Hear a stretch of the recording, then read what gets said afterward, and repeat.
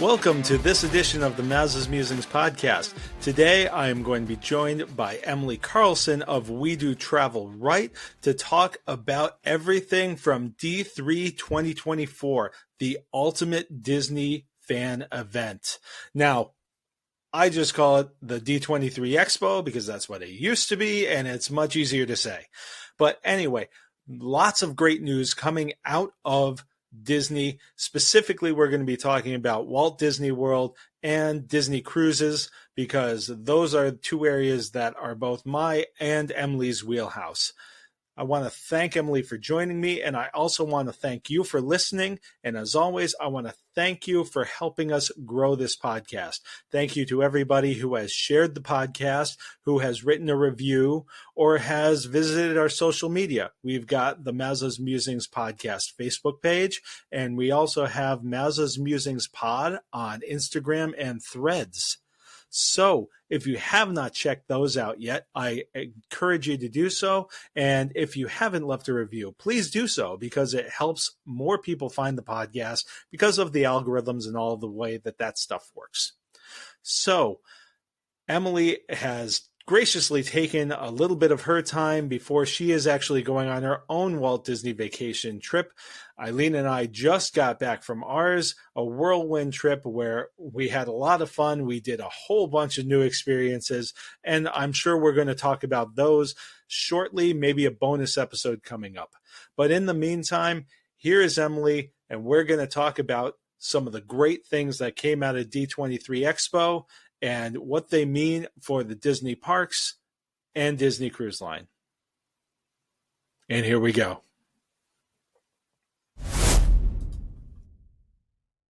Donald, wake up! It's showtime! Don't forget the orchestra! Ah, there you are. And just in time.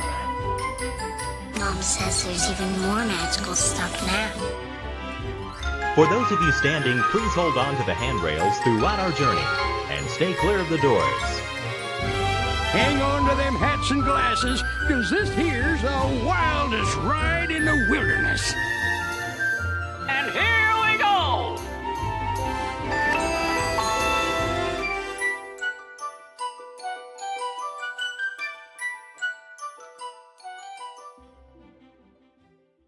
All right, I am here with Emily Carlson from We Do Travel Right.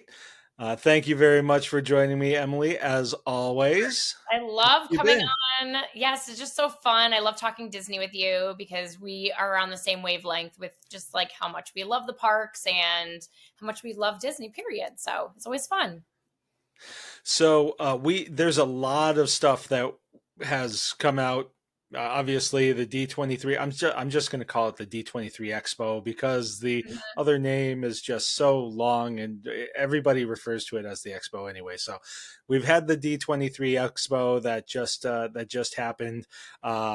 Even before that, there was a little bit of news, especially some stuff about the Disney Destiny for Disney Cruise Lines that dropped. So, I thought it'd be great for us to get together and talk about some of this news and kind of just get some initial reactions and thoughts on what this all means and how it all ties together. Absolutely.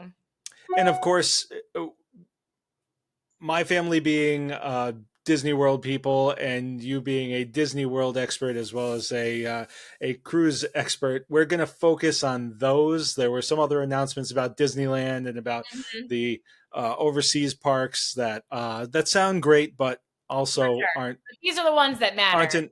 Right. Well, things.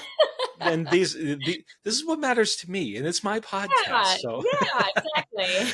It's also what I know. Like, I could talk about the other things, but I don't have the familiarity to really, expound upon anything. These are exciting possibilities because what's going to happen. I mean, that's stuff that you're going to get to experience with your family. So, of course, that's what we want to focus on because we're excited about that stuff.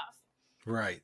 So we're going to start with some of the park experience news for Walt Disney World that came out of D23. Mhm. And we'll start off small. We're gonna ramp our way up here. So we'll start that they announced, and this was something that I think that we had heard something about before, but Mhm. they announced a Pirates of the Caribbean themed lounge at Magic Kingdom.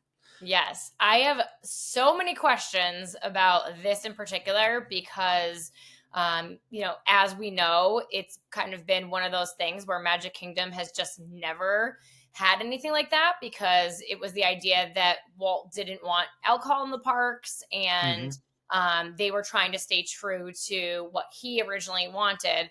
They do have, a beer and wine and stuff in the different restaurants in Magic Kingdom, but this is like a whole new world here. This is a lounge, which I would imagine is going to serve, cocktails or real drinks. I don't know if they've said specifically, but it looks really cool. It kind of, I mean, and granted, it's concept art, and people getting hung up on concept art is kind of what has created some of the unrest about the whole Communicore Hall thing. It's like, well, Mhm. it doesn't look like the picture that they showed us 4 years ago. Right. Um, but the concept art, I'm kind of like, is this like a Magic Kingdom version of Oga's? You know what? I thought the exact same thing, which made me really excited, but a little bit kind of like nervous because I do like that Magic Kingdom is more like, not saying that the other parks aren't, but they're more like family friendly. You're not seeing people walking around with drinks. You're not like, it's a different kind of vibe. And I like Right. that. But also, like, as an adult, like, would it be cool to go into a pirate bar at Magic Kingdom? Like, yes, that would be really cool. So I feel like excited about it, but also, how is this going to work? Are people going to be able to take things to go? What kind of stuff is going to be served? Um, how are they going to kind of meet that in the middle? Because I think that there's a lot of people that are feeling a little divided about that. Yeah, I'd agree with that. And I mean, one thing that I meant to note off the top is that these are all things that they said they're already in development. These aren't blue sky ideas. So this isn't something that they've thrown out there to us that is going to, then disappear. This is something that is likely to happen at this point. Mhm. So I'd imagine they've done some manner of market research on this and Mhm. have an idea on how it's going to go. My guess is they're I would think they're going to find the happy medium. Like, this is a place you can go for a drink, but you're Yep. not taking it with you. So Right. that's my read on it. But of course, like you said, Yeah. we don't know a lot. I kind of hope that they go that route and just to kind of preserve a little bit and just kind of make it less Epcot-y, more family friendly Magic Kingdom. But yeah, I would imagine something like that where it's like a similar to Oga's where you can have 45 minutes or something like that and then you're on your way. Please get out. Um, something, I don't know, something along those lines. Yeah, I also think people are very protective of Magic Kingdom and that vibe, and I would say that I agree. I've never once complained about the whole alcohol policy. There Mhm. are people who have, and it's just like I understand why it's there, and you're absolutely right that it does create more of um, that family friendly feel. Now, and that's coming from me who takes my daughter to breweries and such. So it's not like I'm a prude about any of this stuff. It's just Right. there's But a there's a still, certain there's a yeah. certain quality to it that a certain innocence to it that Magic Kingdom embraces. Yeah. Um, Knowing but Disney, and we're I'm gonna sure they'll meet in the middle and it will try to, as best they can, complement kind of both sides of that spectrum.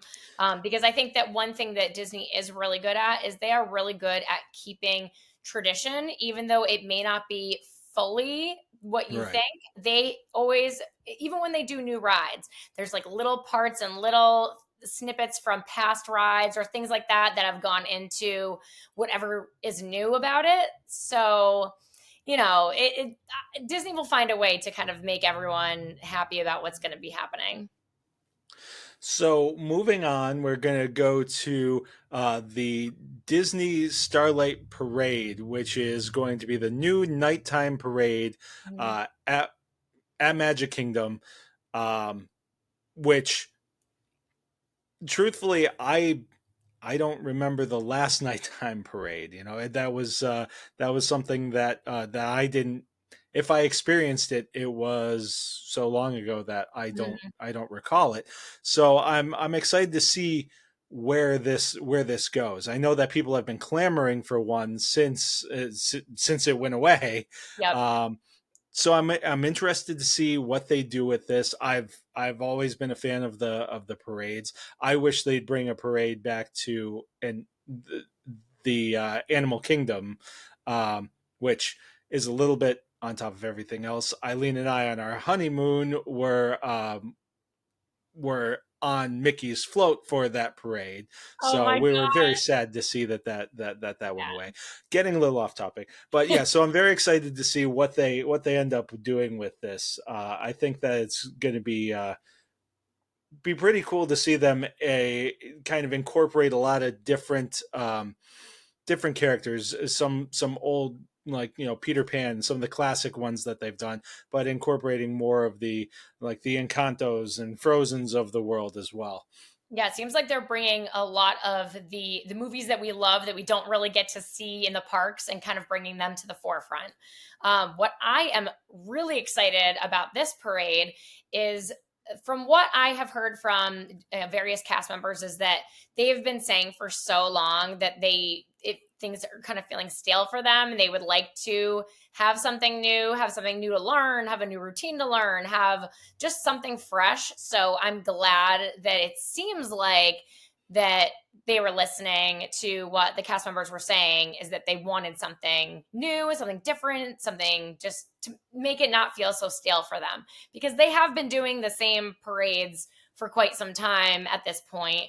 And you know, I mean, I can sing them in my sleep. I can't even imagine how some of the cast members may feel. So I think that that was a really exciting announcement for those who were in entertainment.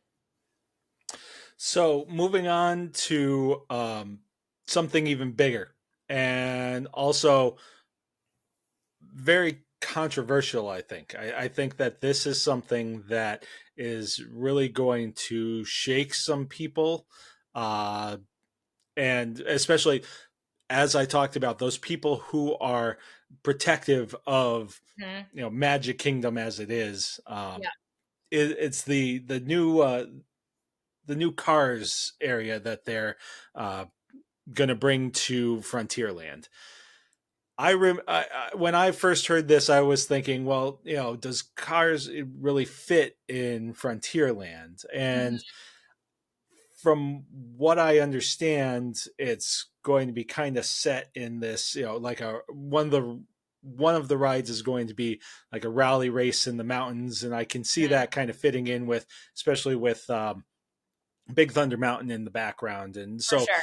I can see that working now that I've had a little bit more time to deal with it. I think it Mhm. was today that they just announced where it's going. How, you know, Tom Sawyer's Island and the Rivers of America is basically going to be gone, and this is going to replace it. So Really? I mean, I can't imagine why. Li- Listen, I go to Tom Sawyer's Island when the kids just like need to run around, because I don't know if you know this, but there's like a whole playground over there. There's caves you can investigate in, and it's a whole thing. But you can only get like 10 people over there at a time. It's yeah, it's so it doesn't make any sense. So that's interesting that they would kind of scrap that whole scenario. But I think that anyone who I've known who has gone to Disneyland has said that that Cars attraction that's at California Adventure is amazing. So I'm kind of hoping maybe it'll be along the lines of something like that, because everyone has said that that is like the coolest ride. And it kind of looks similar to that Big Thunder Mountain area. So maybe it'll be something similar to that. yeah. I mean, I have heard similar things. I'm wondering if it's going to be a clone of what they have in Disneyland, or if not, how it would be different. Now, like I said, I've never been to Disneyland, so I don't even know exactly what that ride,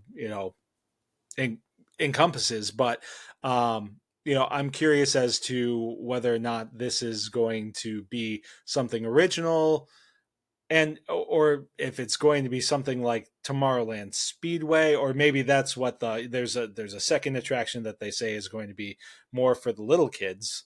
I wouldn't mind if they redid that little Tomorrowland Speedway. I was That gonna, needs a little refresher, I think. man. So I mean, they're talking about this cars, the separate cars thing for little kids, and maybe that is Tomorrowland Speedway, and then they have plans for you know for what Tomorrowland Speedway is now.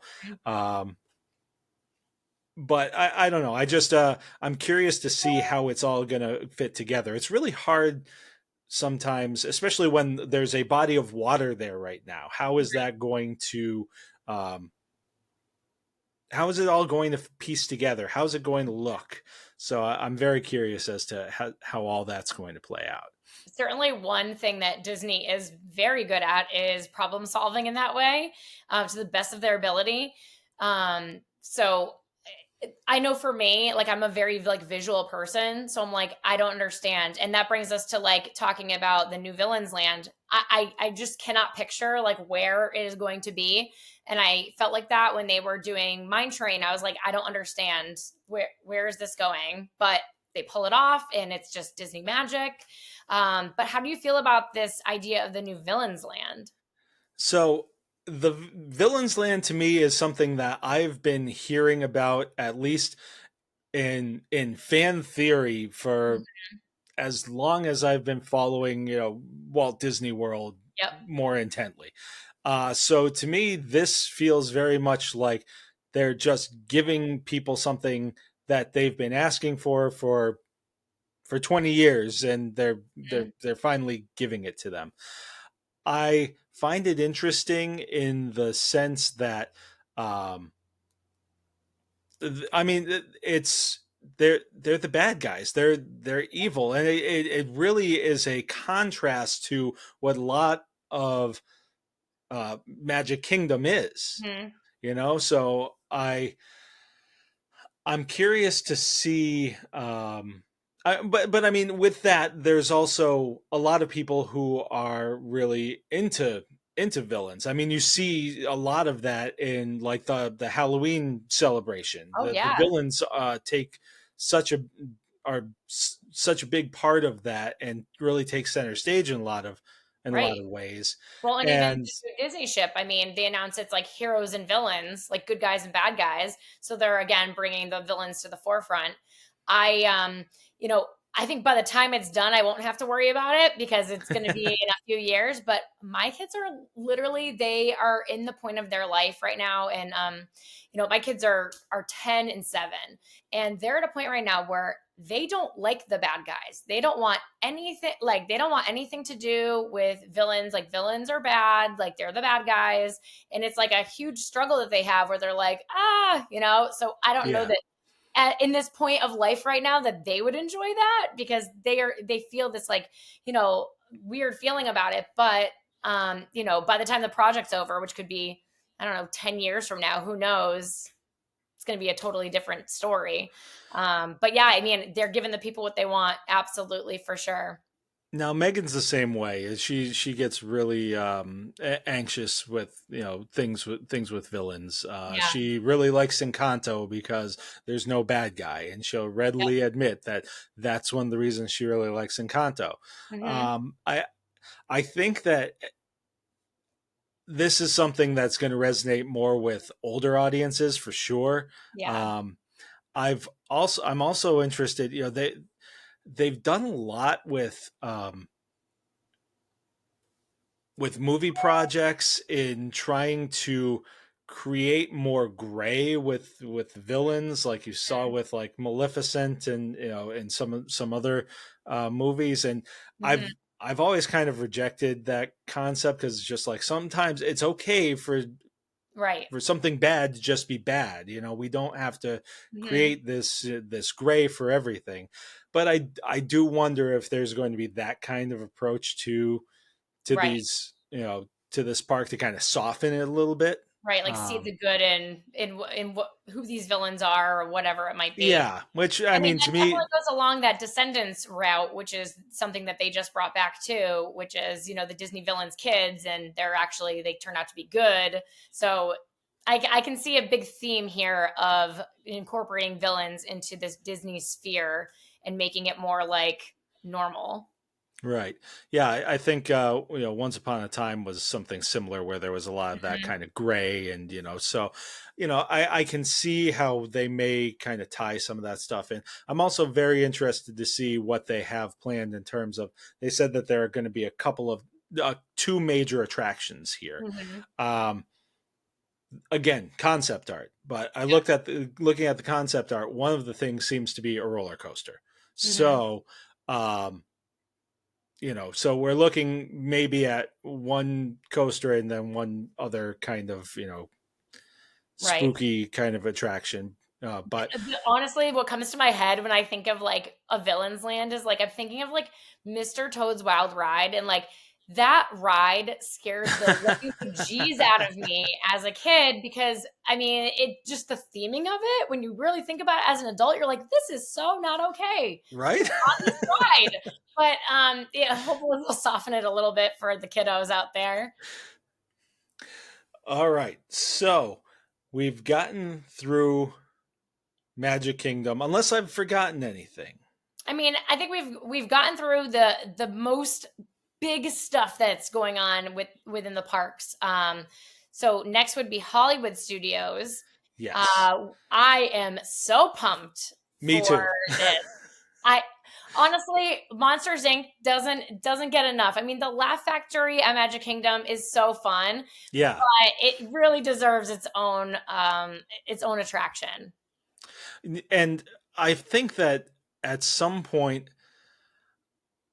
I want to say that it was not all that long ago. I mean, I haven't been doing this podcast for very long, but I was doing a movie podcast with another guest, and he actually mentioned something like this as an idea for a ride. Yeah, like wouldn't it be cool? It is Yeah, cool. and it is, and this so this is something that I'm super stoked about.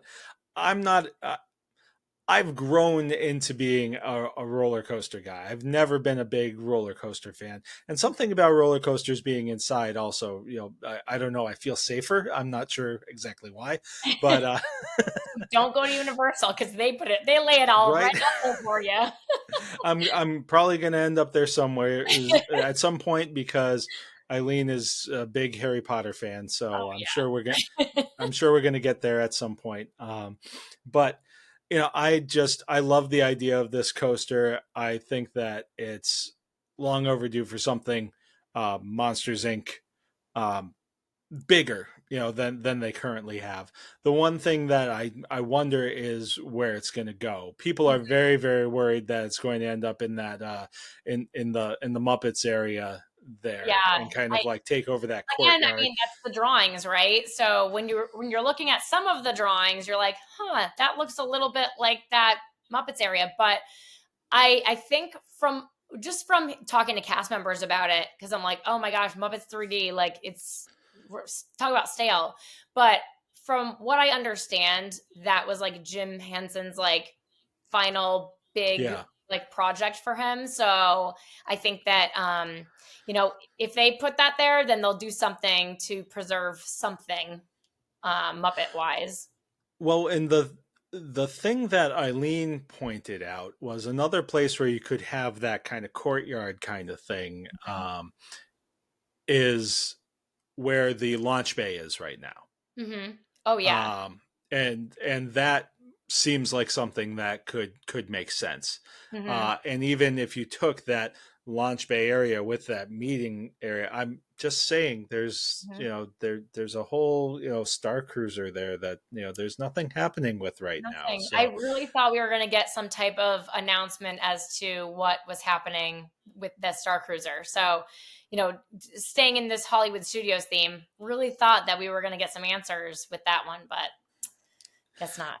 and I know that was really a heartbreaking closure for you. Oh, I never so had the sad. chance to experience it, and truthfully, I'll readily, the price point was just Oh, like, I mean, it was out of control. It yeah, just yeah, it really wasn't taking into consideration like realistically what people could do. And I know why it was expensive is because these, the actors and the entertainment, I mean, it was just unreal. They were ad-libbing all of these things and performing these wonderful performances. But I mean, when you don't have anyone to come see it, that's not right, really that great. yeah. It basically, I like you just pointed out, I understood all the reasons why when I saw all of the things that went into this. I understood all the reasons why it cost what it cost, Hmm. but it was when you're doing the calculus for that, you Yeah, really have to take into account, who is actually going to be able to go. for sure. And I Gosh, think they that, spent so much money like putting this place together that yeah, is so amazing. So I really thought we were going to get an announcement about maybe doing some kind of like I hate to say this, but like a hoop-de-doo type of like dinner and performance, and then you're on your way, but you're in this immersive environment for like 4 hours or whatever. But guess we'll have to wait on that one. there's always the next one. Always the next one. Always next year. All right, we're heading over to Animal Kingdom next. Yes, I mean, this is something that we've heard about for a while, but Hmm. finally getting some confirmation that it's actually happening. Hmm. They're going to replace Dinoland USA, which always to me felt a little out of place. Um, they're going to replace that with Tropical America's Pueblo Esperanza. Hmm. Um, and within that, there's going to be an Indiana Jones ride, which is going to replace Dinosaur, Hmm. which I'm guessing it's basically going to be a new overlay. Honestly, I can see that ride and that ride system still working for you know for Indiana Jones versus Dinosaur. So Yeah, I think so too. I think we're just going to get a different story with that. Hmm. So I'm not necessarily. Dinosaur was one of those ones that I felt was getting a bit dated, a little bit old. It was one of those things that I was, if I missed it, I wasn't sad about it anymore. So, Same. um, I'm okay and with this. I think Animal Kingdom really needs a little bit more to it, because as of right now they don't have a ton of rides as we would consider them, like attractions to go do. There's lots of great walking trails. You can go on the Rafiki's train over and check out some animals and things like that. But it really needs like some more new kind of, I don't know, more things for kids to do. yeah, no, and I think that especially that's where the new Encanto themed ride is going to come in, and it seems like that's going to be something where, from what they've said, you're in Casita, just after Antonio has gotten his gift. So it's funny because I just did a segment of a recent podcast with Megan where she was saying that she would love to see a ride where like you're in a car and you're going through Casita. So this is again, we don't have a lot of details, but Mhm. this seems to be really hitting the right audience if Megan is any indication. Yeah. It makes sense to me. I'm good. I'm good with these improvements at Animal Kingdom because much like how you were describing, the dinosaur aspect didn't really like make much sense to me. Just being at Animal Yeah. Kingdom, but I get it. Everyone loves dinosaurs. I understand that. But so excited about anything Zootopia because Oh, that makes so much sense to me. so first off, I just want to I'm going to circle back to Dinoland USA just for a second Yep. because I'm one of like 5 people on the planet who actually liked Primeval World. Oh my gosh. I You was made sad me when they closed that ride because it was just this fun, silly little ride, and people hated it, and I was just like, oh, I think with a park that had so few rides, it was just like, this is just another fun thing to do. I do hope that they still have that area where you can like dig for bones, because I mean, 3-year-old Oh Megan yeah. was just like, we had to drag her out of there kicking and screaming, literally kicking Mhm. and screaming, because it was time to go do something else. But I think that they'll keep that. I mean, that is so popular. It's always busy. It's really cool in there. I think that they'll keep something similar yeah, to that, because the I thing would. is that these parks they need shade, and they need a place for kids to play. And they've been saying for a while they were going to do something like that similar at Hollywood Studios, and they haven't yet. And it's kind of a bummer, because you don't know how much you need that shade until you're Right. traveling with kids and it's really, really hot. Especially at Toy Story Land, where the Imagineers couldn't have imagined a tree in Andy's backyard. No, it's so like there's no shade over there. It's just it's brutal. So hopefully they'll keep that at Animal That, Kingdom.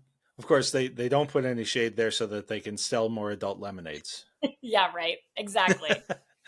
Okay, sorry. Getting back to Zootopia. A, I love Zootopia. I think it's a great movie.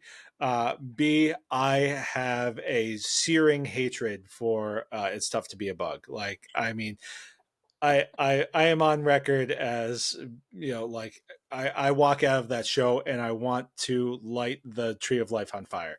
Yeah. It's so unfortunate, because there's kids screaming, everyone's crying. It's just Yeah. it's pleasant. It's I, not fun. I think one other time I said to somebody that I actually hold a personal grudge against the creators of A Bug's Life, because that movie exists, this attraction exists. Yep. And it's just it feels like it's designed to make kids cry, and it's just it's not fun for anybody, No, it's because then we have to pick up the pieces when our kids are hysterical because they felt a bug crawl under their butt. It's Right. like not fun. So I'm all for redoing this for Yes. a bunch of reasons, not only the negative ones towards that, but also towards I just it's such an underrated movie as far as I'm concerned. I think that it's long overdue for them to have something like this. For sure. And I know that they aren't your typical animals, but we've done enough finagling with Animal Kingdom. I mean, dinosaurs, okay, kind of Right. fit in. You've got Pandora, which doesn't really have any connection to animals on Earth Still wondering whatsoever. about that one, but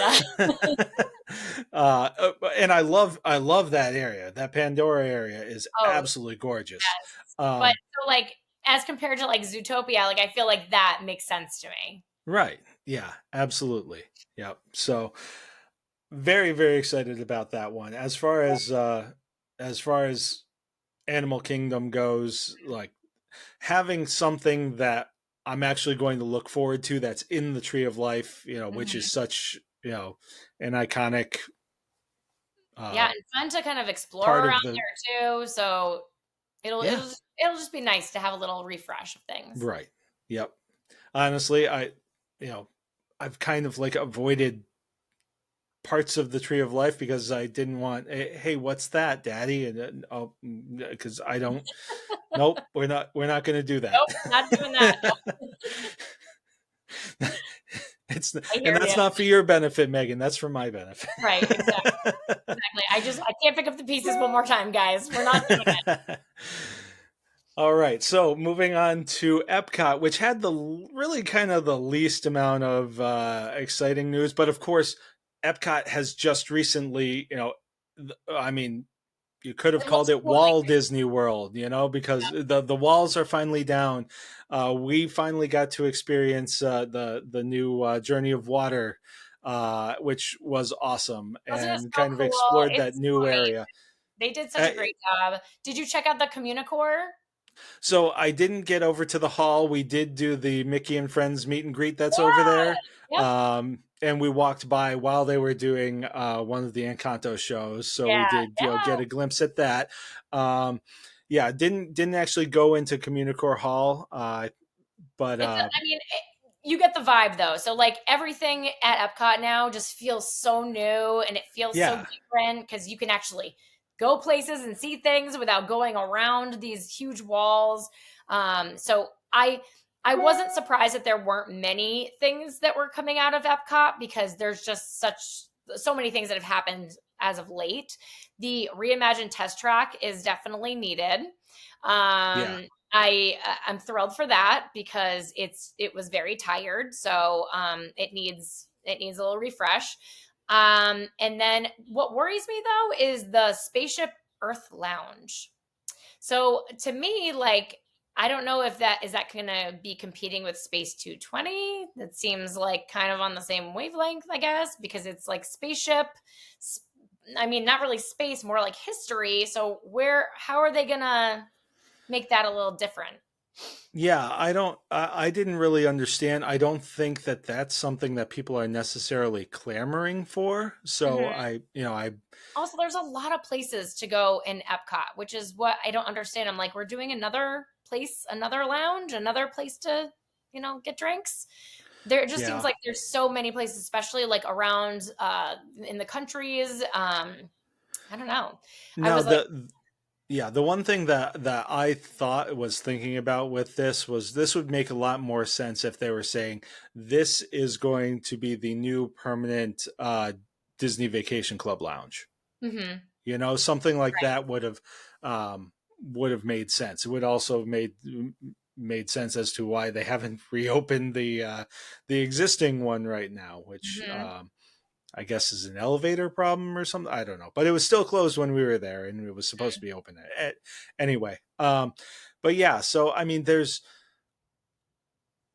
I don't I don't necessarily see the need for it. I don't really understand what they're mhm, aiming for with it. I also can't particularly picture where it would be. mhm. I Um, The other thing too is, and I think it was maybe before COVID, they had said that they were going to shut down Spaceship Earth and they were going to do a whole like refresh and they reimagine it. And then obviously pandemic and everything, and then they brought it back, and there was no talk again of changing it. So right. I don't. Who And knows? it needs it. We were obviously just there, and so this is also going back to there's a little bit of story here. So this is all going back to talking about the walls and how you Mhm. can get places more easily.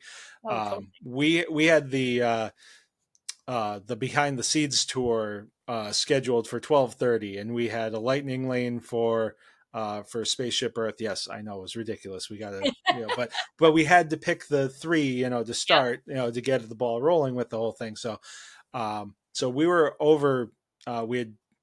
We were over in like the Journey of Water area, and Eileen was just like, well, I don't, maybe we should modify that Spaceship Earth that we had for before the tour, because I don't know if we'll make it there Right. and back in time. And I said, well, it's right there. The walls aren't there anymore, Right. so we You can don't have just to go around. so and so we got on it just fine, but then it ended up breaking down. Like we were on the ride, and we've got I mean, it ended Yeah. up going Yes. again, but we It's were just sitting there for a while and kind of going, we've got this tour at 12:30, let's get this moving. And like, I love Spaceship Earth. I love the message of it. I Mhm.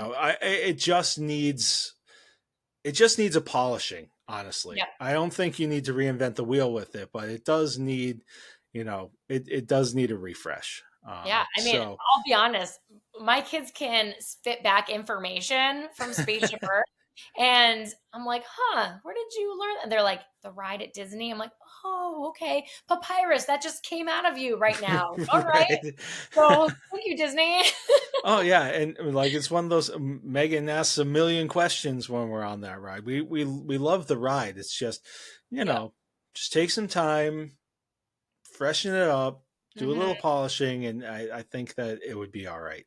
For sure. Um, yeah, But but exciting things are coming down, I am excited for the future of Disney and Disney parks. I hope that we don't have to wait too long for some of these projects, because I know that they have started these projects, but and how long Tron took. I mean, right. I really hope that we get to enjoy some of these things when our kids are still wanting to hang out with us, and still vacation with us, I guess. Yeah.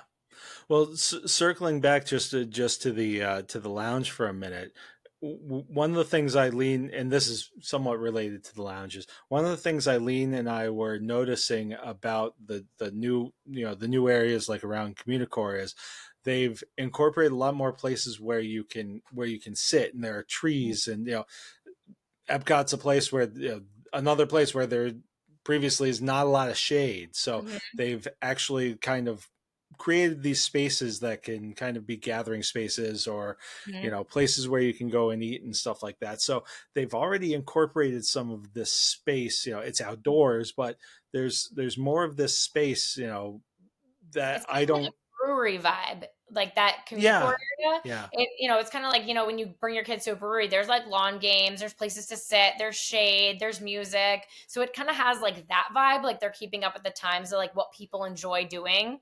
They enjoy going to to a brewery because they can enjoy their time as an adult. Their kids can enjoy their time too, and everyone is happy. So yeah. they're taking that. I don't. So with all that in mind, I don't see where this fits in. But Mhm. Time will tell. I Maybe in 10 years, I don't know. and like I said, I just can't picture where it would be and where they'd put it where it wouldn't disrupt the Honestly, traffic flow that we finally got back. the only thing I can think of is, when you come out of Spaceship Earth and you come out to this like play area that like all of those things haven't worked in years. It always says like Right. action order doesn't work. Maybe somewhere like that, because it's a huge space and there's nothing works anymore. That's true. So that Yeah, just we seems couldn't wasted. even get our little postcard thing the last No, time. It couldn't find us. no, sad. For a place that has such great technology, has terrible technology. Right. Okay, so now we're going to pivot a little bit. We're still talking Disney experiences, but much different. We're going to talk about some cruise. We had originally one of the things we were going to talk about when um, we were first going to do this podcast Yep. before life just blew up and I was running off to Florida and Sure. all kinds of crazy stuff. We're gonna talk about you're working on a whole bunch of stuff that related to the Disney Destiny. Oh man, I am just. I was excited for the treasure. I'm still really excited for the treasure, but the Destiny feels different, and I really like that. It doesn't feel so like cookie cutter from all the other, cruise ships that we've been introduced to. So when we heard about the treasure, it was kind of like, okay, well, it's really similar to the Wish. So Mhm.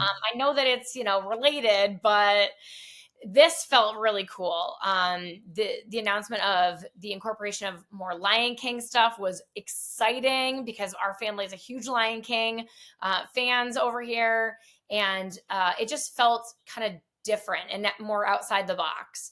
I don't know how I feel yet about so much incorporation of Marvel, which I know sounds like so weird because I love Marvel, but I still am not like, I don't know.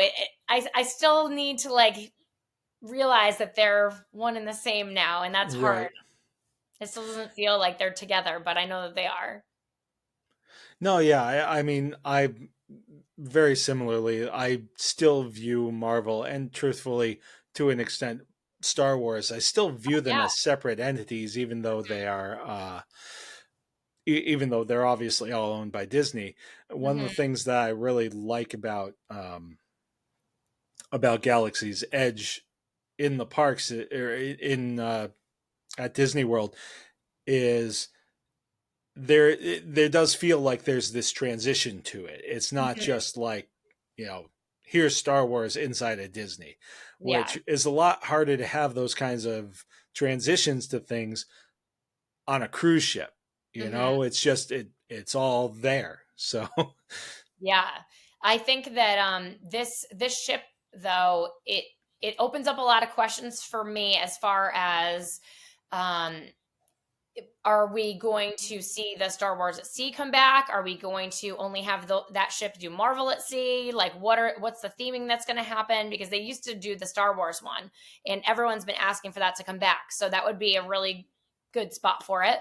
Also, at the expo, they were saying that there's like tons of new ships that are coming. yeah. And I don't know if they're all going to be based in the US. Maybe some of them are going to be based in the Mediterranean or, you know, over, in Asia.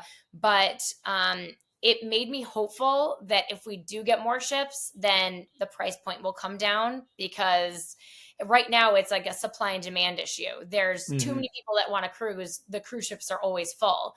The uh, people haven't people haven't been able to, like, last minute book something because it's too late.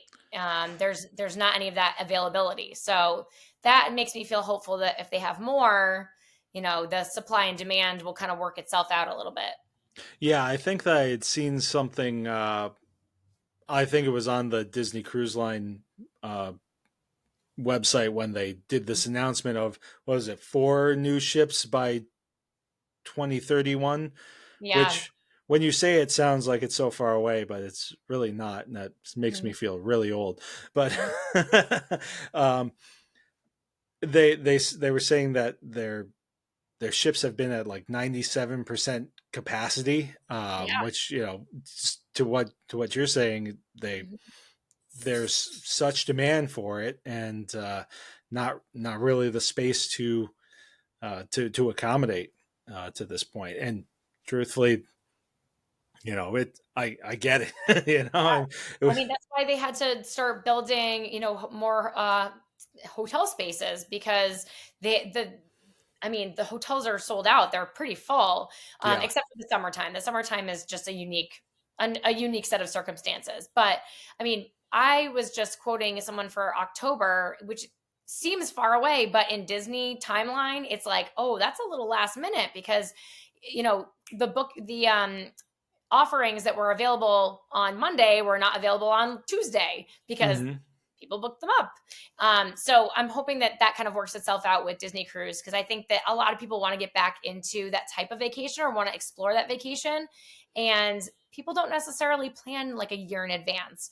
So there has to be something that people can decide upon in like 6 months' time or 4 months' time and have it work itself out, because right now, I mean, they're all full. Right. Yeah. I mean, I did wonder if this was them bringing on these new ships was going to mean some of the older ships are going to be retired, but Mhm. it doesn't seem that way. They're talking about this brings our fleet up to, I think it was Right. 13 ships. So hopefully that does do what you're Mhm. looking for, and creates more availability. Mhm. Um,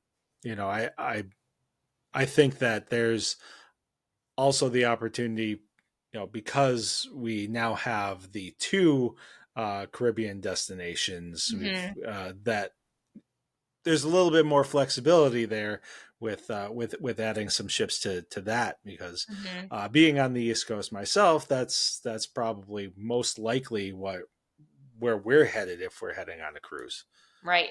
The only thing I was thinking is that one of the oldest ships is the Wonder, which is out in does Alaska, Yeah. and that is Alaskan cruises across all of different cruise lines are so hot right now. People want to do Alaskan cruises. They're so unique and so cool. Just the different port stops alone are incredible. The nature is incredible. So the only thing I could see maybe happening is maybe we replace that with like a bigger ship to accommodate more people to do those types of cruises. And the Wonder has not had any type of refurbishment, whereas the Magic has, which is its sister ship. So Who knows? We'll see. It's fun. It's fun to try to figure out what they're going to do next because we can never guess it right. And it's, it's funny because that is one of the things that I really want to do is an Alaskan cruise, and it's something that I've wanted to do for years. I, for a long time, I was just like, if I ever do a cruise, it will be the Alaskan cruise. And Eileen thought that I was weird for that, but yeah, now having done a couple of cruises, one of them being a Disney cruise, I'm like, yeah, I could definitely do a Disney cruise again, but I still also want to do the Alaska cruise. So it seems really cool. That's on my bucket list of things that I want to do too, but it'll have to wait a little bit. I think it's just the kids got to get a little bit older. yeah, and I mean, we also have all of this new stuff that they've been talking about coming out. Well, I almost said soon, but it's not going to be soon. Some of it was like, and that's what I love about Disney. It's always changing. It's always new and fresh and interesting and exciting, and that's why I love it so much because it's always just in creative mode all the time, and I appreciate that, and I love that about Disney. Yeah, absolutely. And I know that there are some people who are hesitant for these changes because they remember it being a certain way when they were a kid, and things like that. Like, to this day, I'm just like, man, I may have been in the minority, but I, as a kid, really loved the 20,000 Leagues Under the Sea ride. Yep. Like that was, on top. That was something that I had been reading the book with my mom when we went to Disney World and went on that ride. So that was something that, so I understand why people don't want things to change. But it really is one of Walt Disney's core beliefs was that the park is always going to be changing, Right. as long as there's imagination, that it's always going to be changing. So I certainly appreciate, I may not love every idea, but I appreciate that this is constantly a work in progress, that is constantly it's constantly evolving and constantly growing. So absolutely, totally agree. I think the one thing people also have to realize and understand is that it's a limited amount of space, so eventually there are things that are going to have to go. You talk about expansion, you can only expand so far, especially because they built the place on swampland. So Sure did. so you've got to sometimes I'm sure that for the Imagineers that these are hard decisions for them too. They could be something that they love themselves, that that they created even, or that they thought up, or it was part of their childhood and how they experienced the parks. But Walt has always said, like, the story's just, it's not ever going to be done because there's just so many more stories to tell and so many more experiences and imagination and all of those things. So I love that. Well, and seeing that also extend to the cruise line with more ships, and they're able to tell more stories that way as well. It's all very, very exciting. So it is. Now, if only they can hold on to one system for booking, lightning lanes for more than 10 minutes, I know. And finally, I like when they change stuff because it just keeps me going, and it keeps me in business because people need help. So I like that. Yes, if you haven't taken advantage of the seminars that Emily and her team put together, I wholeheartedly endorse them. Suggest that you do them. I'm not only a friend of Emily's, I'm also a client. So, so yeah, it's been great. I mean, but it's funny because I had just gotten my Genie Plus, strategy down, and then they changed it on me. So shake it up. I will say I did not find the lightning they they gave the worst name for this. It's I it's know. a I know. constant tongue tie. The Lightning Lane Multipass was not terrible to use. Mhm. I would say it was actually a little bit more intuitive from what I experienced. A lot of it felt like, with the tiers and things like that, felt more Mhm. like the old Fast Pass when you could book them in advance. Yeah.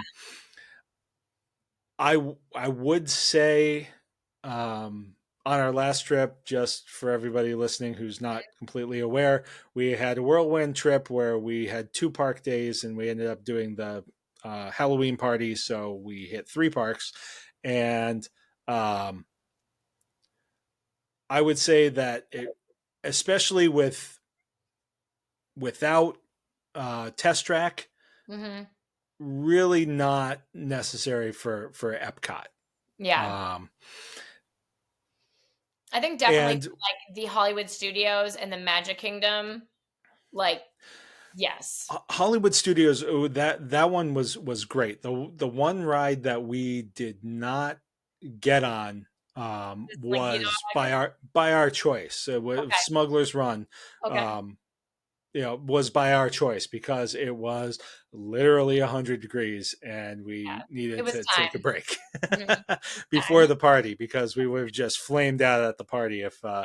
But yeah, I thought that it was easy to use. It was one of those things where um, we made our selections, and then we could strategize what we're going to do. So we got Rock and Roller Coaster because we were because we were only there for a shorter day at Hollywood Studios because of the party. Um, there we basically were looking for things in the morning. Yep. So we hit Rock and Roller Coaster, like that was the one in that level that we selected, and so we said, okay, we're gonna rope drop Slinky Dog so that we can get that in. So Nice. once you have at least, like, you have a little bit of the structure, it Mhm. helps formulate how you're gonna plan the Yeah. rest of your day. I mean, I So think you guys played it right. You gotta get in there and you gotta burn that first one. You gotta like yeah, get going, get yeah. the process going, and then it just kind of makes it a lot easier to get more stuff in if that's what your goal is for your park day Well, anyway. and that's it. What at Epcot, like, I booked the Seas with Nemo, you know, which is a 5-minute wait, but it had an early one. So I Yep. booked that so then I could use it and then, get the next one. So, Right. Smart. um, so yeah, I don't listen to me, listen to Emily, and, pay attention to her seminars. And also, you're going on your trip shortly, and you're Yes. going to be kind of doing a little deep dive into this as well. Yes, I'm excited. I'm going to, well, we're going on Thursday, so we're going to be there early in the morning and just kind of see how we can maximize everything and if there's any, tricks that I think that there are. So I'm going to try some of them out and see how it all goes and give everyone the play by play. So, yeah. All right. So where can people follow you to follow that process? So you can head on over to We Do Disney Right over on Instagram or Facebook. And also We Do Travel Right also on Instagram and Facebook. And, we've got people in the parks all the time. We travel a lot. We try to showcase on my page, mostly Disney, but We Do Travel has a lot of other travel locations that you can kind of look at and explore. But we love traveling and we love sharing that with everybody. So head on over. All right. And if you guys are interested in taking a vacation or interested in finding out more about a vacation, Emily and her team can hook you up with, regardless of whether it's Disney or otherwise, they can hook you up with a professional who will walk you through the process. And you can do that at wedotravelright.com/Mazza. And you can get a free quote with no obligation, and they'll steer you in the right direction to the person that can help you on your next vacation. Absolutely. And trust me, like we used We Do Travel Right for this vacation. We were able to get the tickets for the first day of the Halloween party, which was awesome, and that was something that sold out very quickly. So Oh yeah. I was appreciative to your team for that. Really helped us out with getting the dining that we were looking for.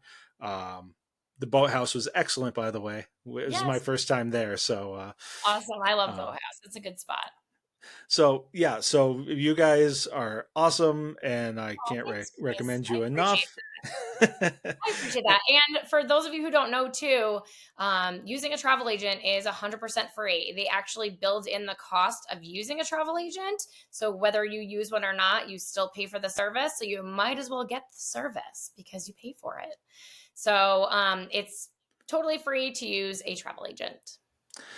Alrighty. Well, this episode will be dropping on Friday morning, so you'll already be in Florida enjoying your Disney vacation. So everybody who wants to follow along, you'll have the opportunity to look back at what she's done so far and keep following through the entire thing, especially the new Lightning Lane multi-pass feature and multi-pass and single pass you're doing as well. So yeah.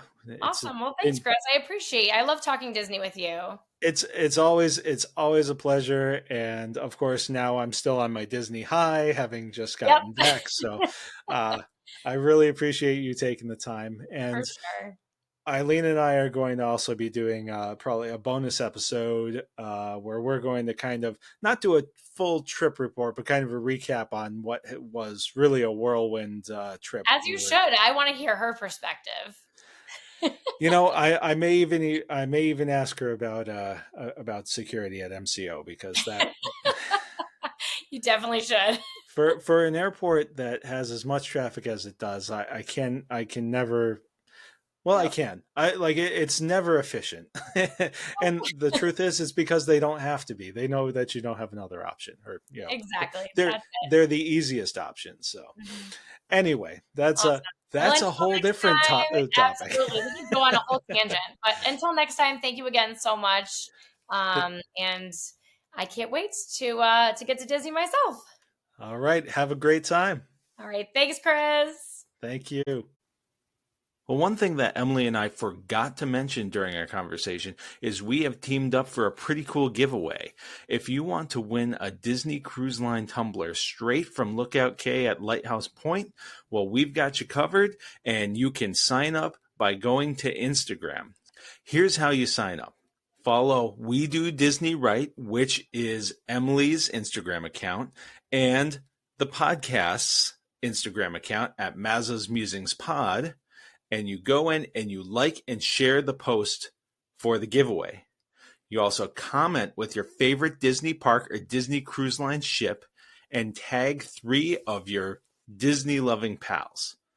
Then, to confirm your entry, go to wedotravelright.com/Mazza. You also get a bonus entry if you subscribe to the Mazza's Musings podcast, wherever you get your podcasts.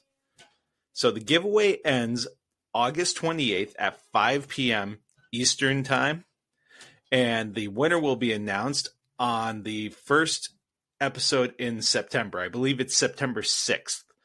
And the winner will be contacted by Emily at her We Do Travel Right email address. Of course, this contest is not at all associated with Instagram or Disney. But if you want to get your hands on a really cool and unique tumbler, you can get a look at it by going on to Instagram. Head over to Instagram, like and share to your heart's content, comment and tag, and do all those wonderful things, and you will be in the running. Good luck, everybody. Well, I can't do any more damage around this popsicle stand. So long, partner. See you real soon.